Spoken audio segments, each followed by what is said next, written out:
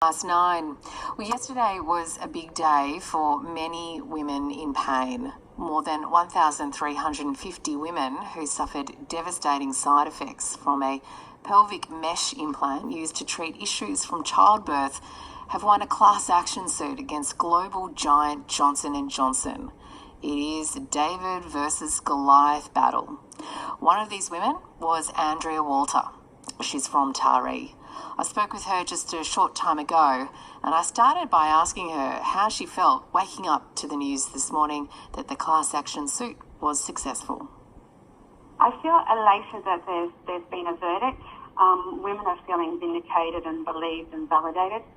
We've been dismissed for way too long, so to actually feel believed and know that someone has gone through the evidence.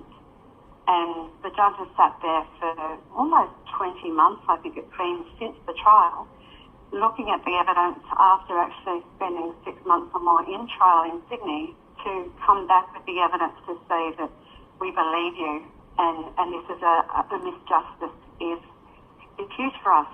No money can give us our lives back, but to be believed and not dismissed and feel like you're a hypochondriac is huge. Can you give us an insight into what you and thousands of women like you have been through? I guess I was lucky because my mesh was an obvious problem once I'd averted my health professional. So I had a TVT tape put in. It was for urinary stress incontinence. It was put in at the same time for hysterectomy. It was one of those things that the surgeon said, it'll take about 10 minutes on top of the hysterectomy and you won't have blood leakage anymore. Like, awesome. I said to him, so what's the worst that can happen? And he said to me, what do you mean? And I said, well, if I have this implant, what's the worst that could happen to me? Because it's a foreign object. And he said, well, put it in. And apart from the normal surgical, issues that you sign up for to say, under anaesthetic, something could happen, he said, you've got probably a 1% chance it won't work. And I said, so you put the implant in and there's a 1% chance that it won't work.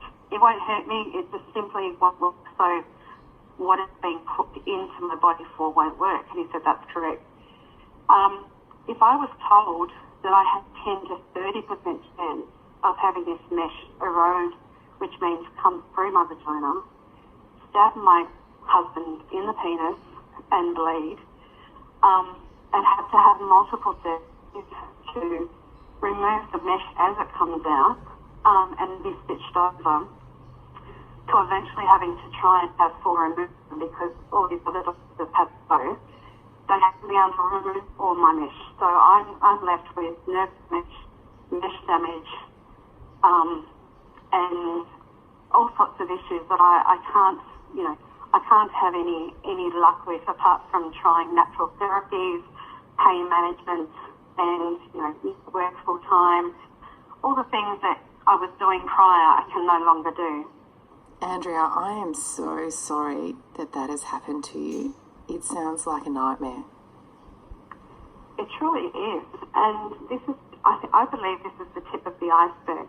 There's many, many more out there, we believe, that haven't made the connection because they too have been dismissed by their doctors. So instead of looking at mesh as being the actual cause, they're chasing all the symptoms like we were for years. Chasing that, oh my goodness, I have nerve pain. My legs hurt. I ache. I can't stand up. Oh, I've got a chronic infection. I've become antibiotic resistant because of so many antibiotics into the body for chronic infection. We have one particular lady, we've had one lady suicide in Australia that we know of was mesh related. She just couldn't simply be with it anymore. We have another one in Canada whose name was Chrissy, and she was very much trying to spread awareness, and she was 30-odd, had a couple of boys under the age of 10, and she developed sepsis. It's a very difficult and dangerous product and a very difficult thing to try and recover from. There is no recovery. So it is the mesh itself that is the culprit? I think there's a range of things that are actually the culprit. This is my opinion. It's about where it's placed. It's about It's about fielding the types of people who possibly have the mesh. The mesh has just been put in as a willy-nilly thing instead of a last resort. I believe it was made for people in nursing homes who are incontinent, who could actually have this mesh inserted and have the last 4 or 5 years or whatever they had left of their life not being incontinent in bed in a nursing home. That was the ideal. We have women as young as 26 years old who have had children who are now totally debilitated. One in particular I'm thinking of at the moment is about to lose her bladder. She's had many, many surgeries. She's got, I think, 3 or 4 kids under the age of 10, and pretty much the kids look after her, which is a really sad state of affairs. So sad. This class action suit against Johnson & Johnson, what did you actually win?